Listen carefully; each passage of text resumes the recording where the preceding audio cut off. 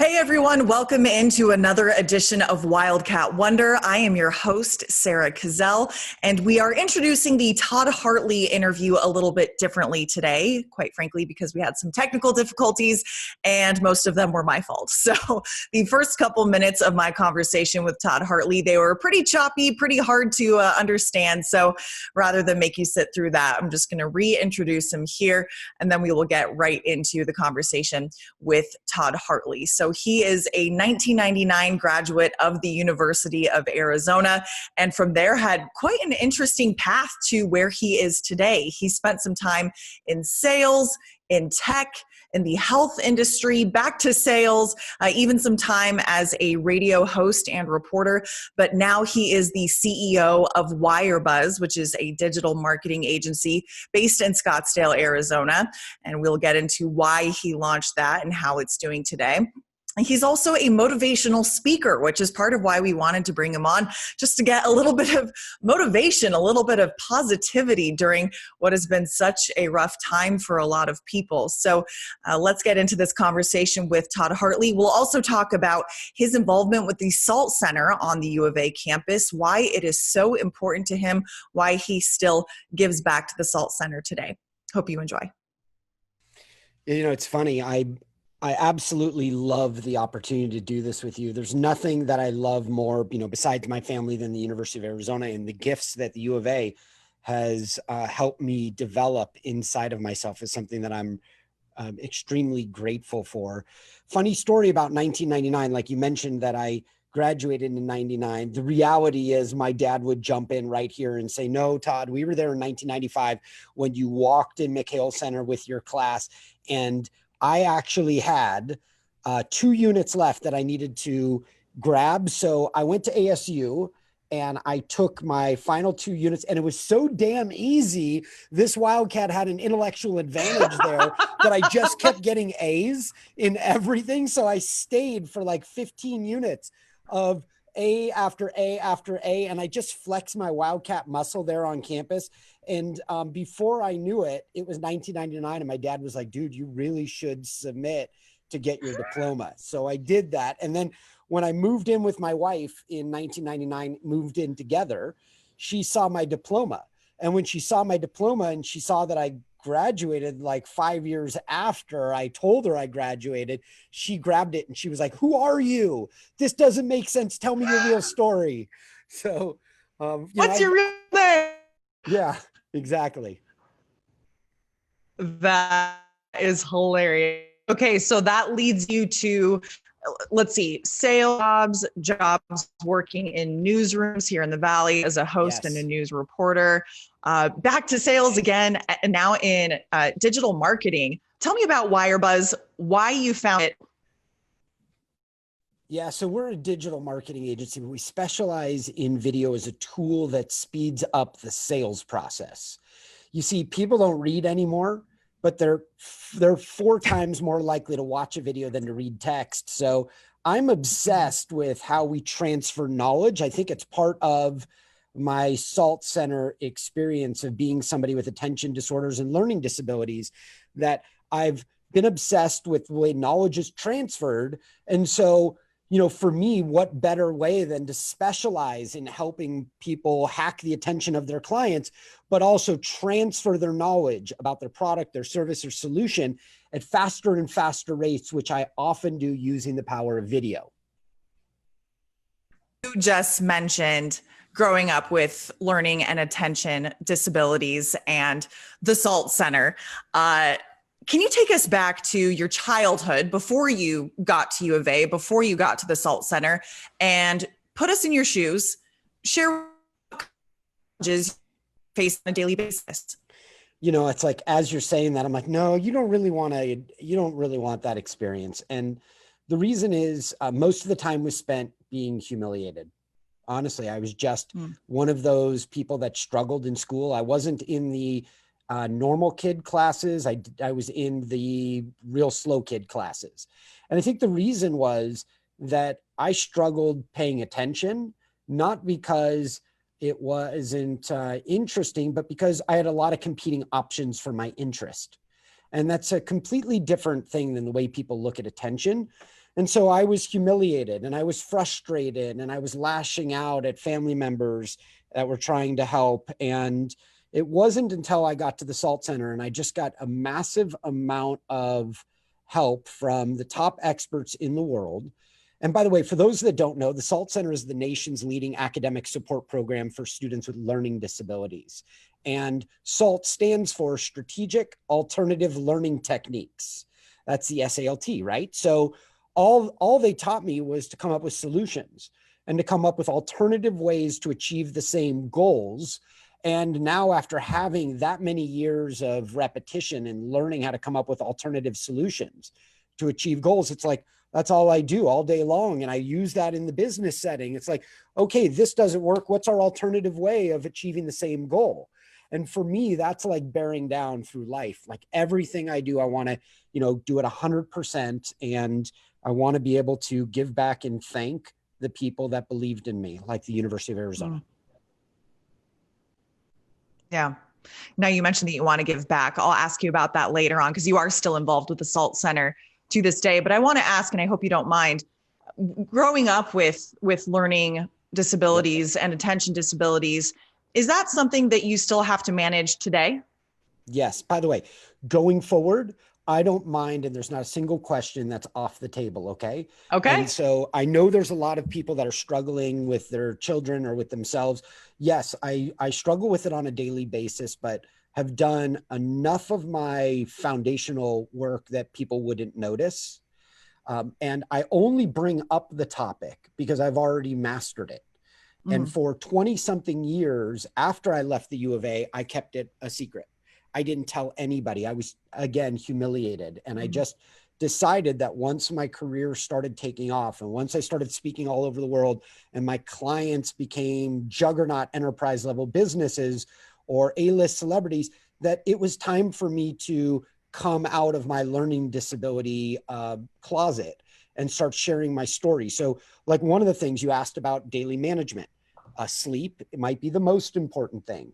So I need to get enough sleep. I need to go to bed early. I need to prioritize what my brain needs to be like the next morning. I need to make sure that my diet is clean. I don't eat a lot of sugars. I don't drink caffeine.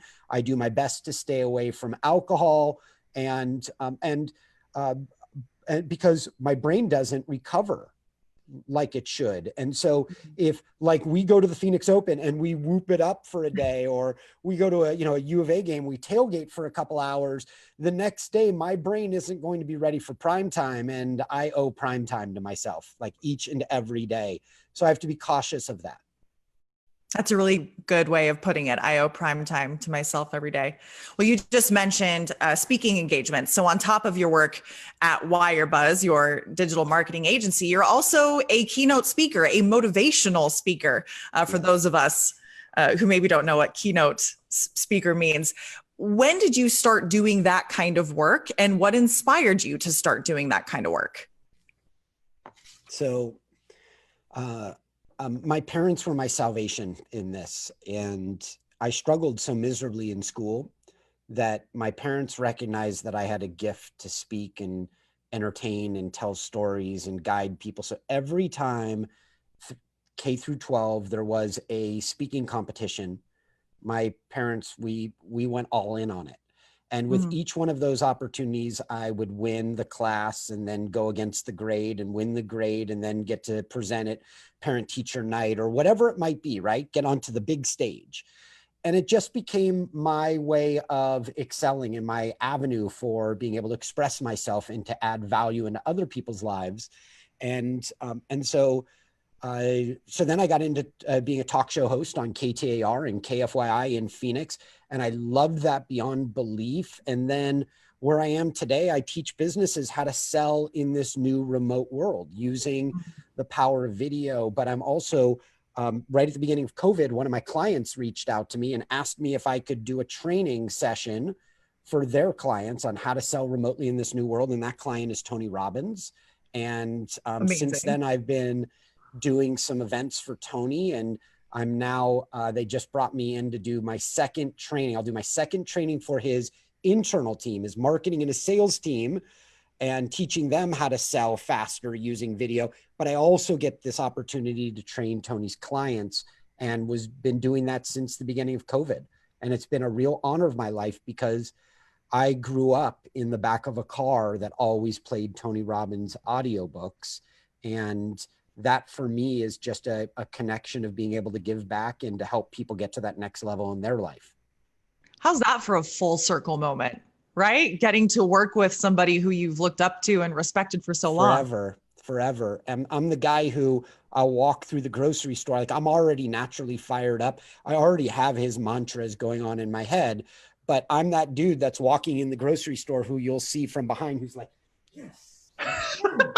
It's just firing myself up because it's in my blood. And so it's really wonderful to be a part of that community and to be able to give back because I've been taking so massively for so many years.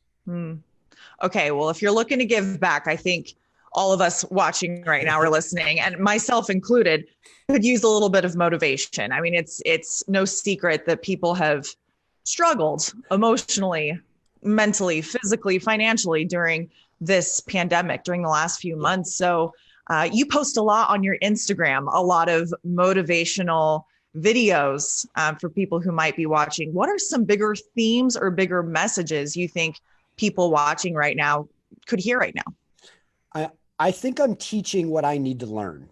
Okay. So just so everybody knows, I'm not a know-it-all. This is the internal coaching that I'm giving myself, that I'm teaching other people. And the one that seems to be the most dominant going through COVID is what I hear the voice in my head saying to me, which is, who is going to win this quarantine? Who's going to win this COVID period? And I'm not talking about a presidential campaign or a celebrity or a musician that's going to play a concert in their basement of their home.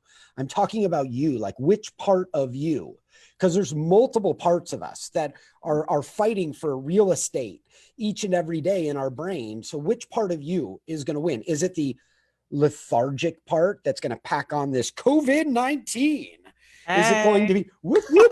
Is it going to be the part that gets frustrated around family members and then lashes out?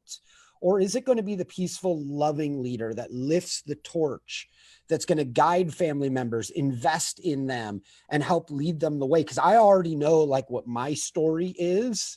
My story is what I'm sticking to. And as long as people start developing what that story is, the story that they're going to tell for the next 20 years of their life, when they talk about this COVID era, are you going to tell the story that you're proud of? Or are you going to tell a story about how you sat in front of your couch and crushed Tiger King? Because you have that choice. My story is, this was good for me. It allowed me to remove some of the distractions, to get back to the basics and the relationships that I value the most. And it also allowed me the opportunity to take significant steps forward in my career.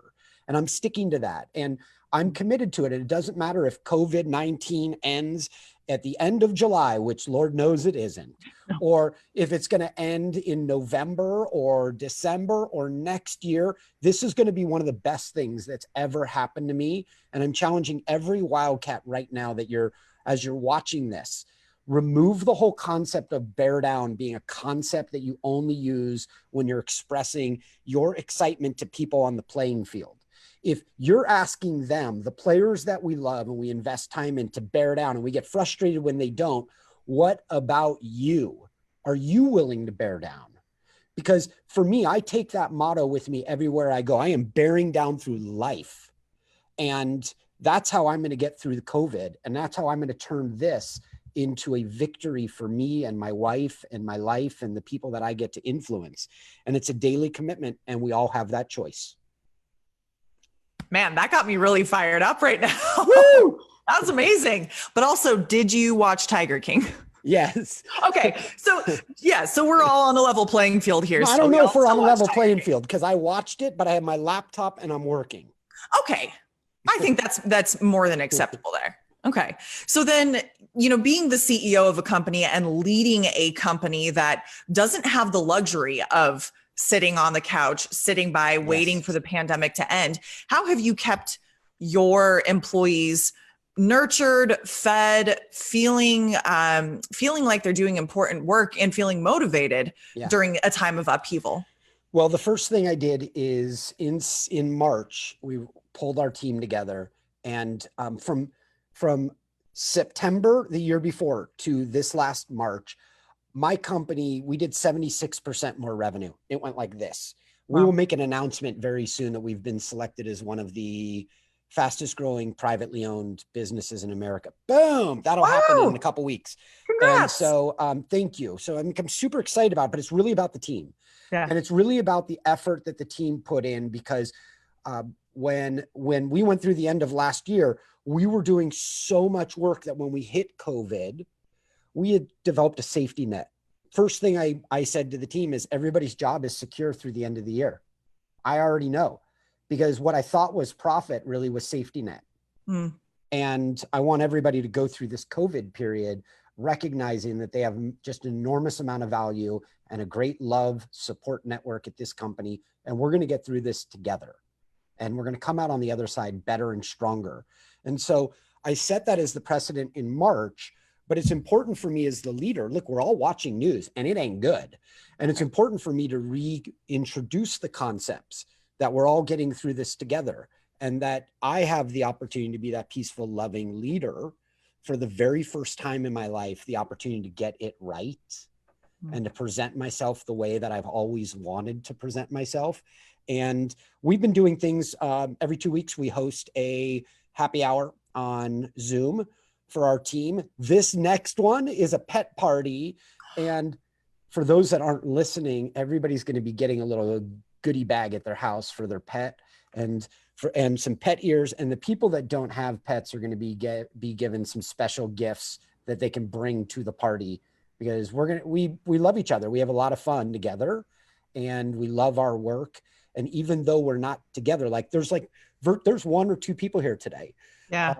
We still have to, like a magnet, pull ourselves in to remember what our network is together and how strong we are as a team. That's beautifully said. I was hoping you were going to say those who don't have a pet, you're going to give them one, but that's not. We decided the joke in the office is we were going to send them all goldfish. And then, when you're in Arizona and it's now 101 degrees, you're not doing that. No goldfish. Perfect goldfish weather. Yeah. Yeah. Well, just a few more questions for you, Todd. You have been spectacular, but watching other companies make permanent decisions with layoffs or shutting down completely, what do you think you have learned as a CEO watching other CEOs operate during this time?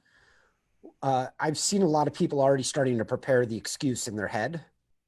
And that excuse is what they're getting ready to tell other people about why work didn't develop, or why the company didn't grow, or why, thank God, I've got this COVID excuse. But if you burn all your boats and you forget about your excuses, and it's going to take 100% of your effort to be successful or to fail. Because if you're going to fail, you still have to come up with the right story that you're going to tell people. So my mind is be 100% in, like it's going to take to be successful, and then redouble your efforts to touch each and every one of your clients, inject your relationship with the amount of attention that it deserves, and great things will happen. But often you've got to pivot in order to prosper, and that's okay.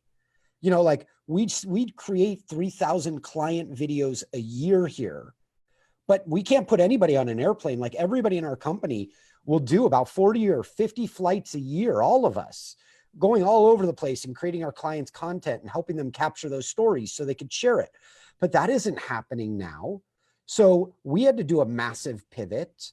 And in the middle of that pivot, we found gold, because we're continuing to grow at a rate that we've never seen before. But if I started with the excuse of why I couldn't do it, or how COVID monkey wrenched my plans, I wouldn't be where I'm at now. So burn all your boats, go 100% in and make it happen, because this is that time where opportunities exist that you never thought of, but you have to be willing to keep reinventing, rediscovering, and pivoting and inspiring people that you can deliver on their behalf.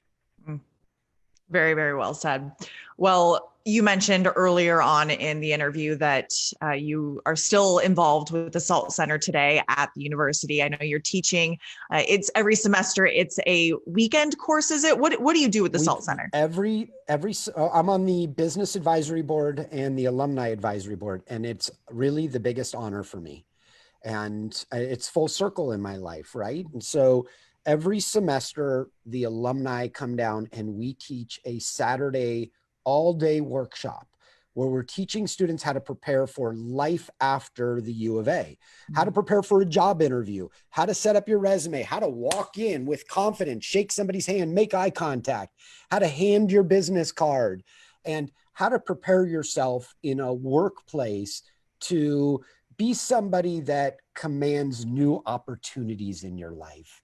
And we love doing it. And the best part about it is, contrary to popular belief, if a kid has a learning disability, they're not dumb. Like, these are the smartest kids. There are kids at the SALT Center that can't even read.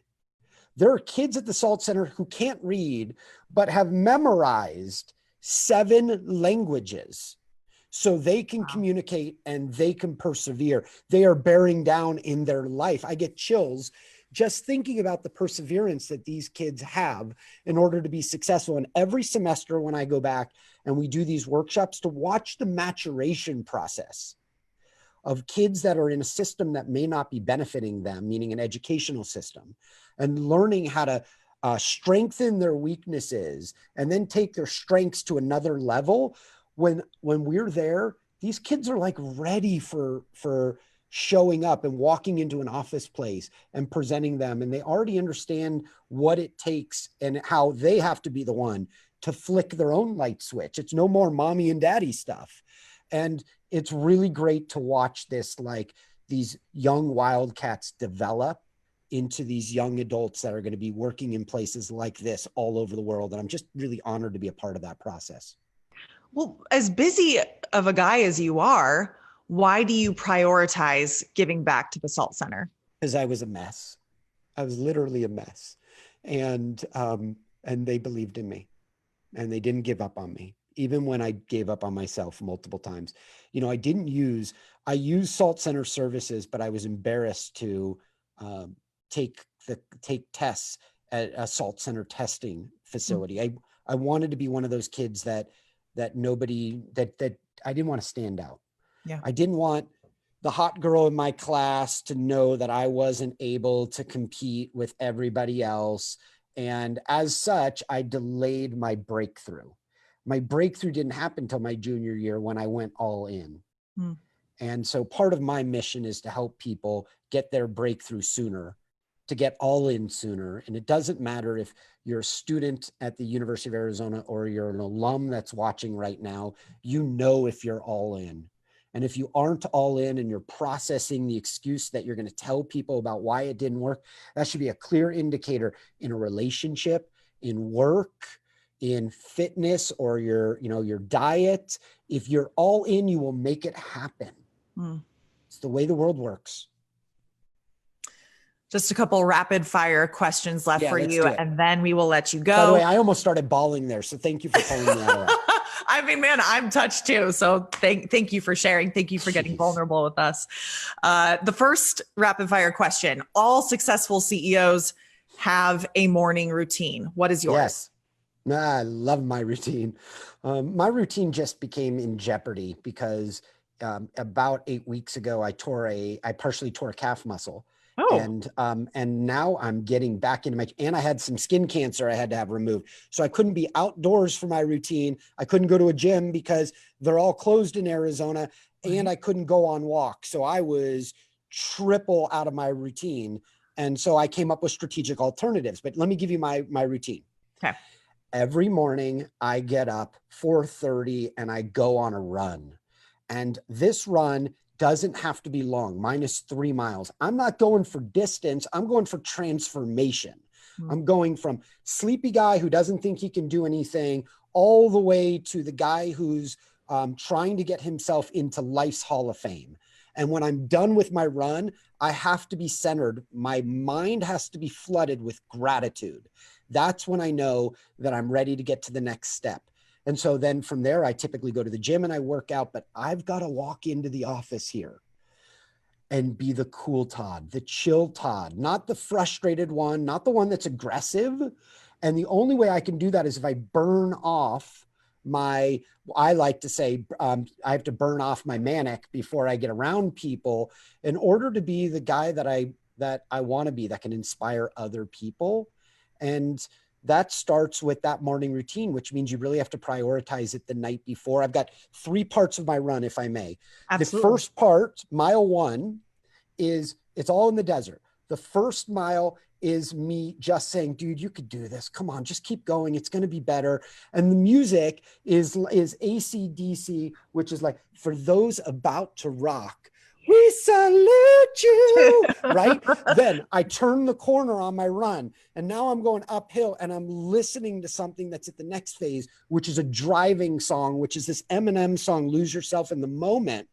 And I'm pushing my next mile. Then I turn the corner, and the music, this is all gratitude, my last mile. And the music is living in the Hall of Fame, and the world's gonna know your name. And as I'm running, I'm this dude, woohoo, you know? And because I've got to get myself to the right place, but I've ritualized that morning routine. And anybody that wants to go out and be successful, I highly recommend you value that morning time above anything else you do. It's the only time where nobody's going to get in your way, where somebody isn't going to schedule something or a client isn't going to call at the last moment, because I'm sure like me, you're going to be that person who's going to jump up and help your clients and do it with an open, loving heart. You can't do it if you don't take care of yourself first. All right. We've all been doing our morning runs wrong. We will get on that. Next rapid fire question. As somebody who inspires others every single day, who do you look to for inspiration? For years, I've been inspired by Lute Olson beyond belief. When I was at the U of A, I would go and watch practice. Practice used to be open. McHale Center never once charged me for air conditioning, and I would sit there and do my homework. And with attention disorders, that's not really the best place, but I got to watch a Hall of Famer run his business on a daily basis. And I am inspired by how each and every day that man, Coach O, showed up with the level of commitment to get the best results out of people. So Lute Olson's always been one of those people. And I'm just terribly inspired by my parents, who were both entrepreneurs, and with each opportunity, they served with an open, loving heart every day. And it was their passion. And I try to emulate that. Well, question for you. Of all that you have accomplished in 2020, what is still left in 2020? Well, I've got some Tony Robbins stuff coming, and I'm excited for that. And so that's really exciting for me. But what else is left this year? Well, I have financial goals for this company. I'm in the middle of creating with my team one of the greatest case study stories of all time. That's the story I'm telling myself, and we're on track for that. And that's really exciting for me. You know, I want to be one of these people that will look back at COVID and have something really awesome to have created this year. This is not a wasted year. This is a year of thinking out of the box and reinventing. And so I think that's the big deal for me. How do I keep my team together? How do I keep everybody loving and growing? And also, how do I take the benefits of COVID, like the benefits of like slowing down and reinvesting in my wife and our life, and what the home is supposed to be like, and the long walks we like to take at night, and all those things like that. For me, those are the primary goals, and I'm sticking to it. And by the end of the year, I'll tell you, we will accomplish it, because that's what happens with perseverance. Yeah. Well, Todd, I truly cannot thank you enough for your time this morning, especially with as busy as you are, beyond inspirational. I'm just so grateful that you joined us. Do you have any parting words for the Wildcats watching right now? I love you guys. I'm so grateful to be a part of this. You know, my dad and I went on a bucket list tour of college football stadiums, And we went and did all the big ones. And every time I step on campus, for me, it is, and I know for my dad, we get chills. We love the Wildcat experience. We can't wait for all of us to be singing again together and cheering together, and even in our homes. But my last parting thing is, I just wish you guys this wonderful opportunity of life to make the most of it and to make yourself proud. And if given the opportunity to come back and help support the university and the kids that are going through it right now, because you will discover that it actually helps you so much more, and you grow so much more, and it makes you feel like your life is going in full circle, and things start making sense again. So please take the time to give back to the U of A. There's like nothing better than you'll get to experience than doing that.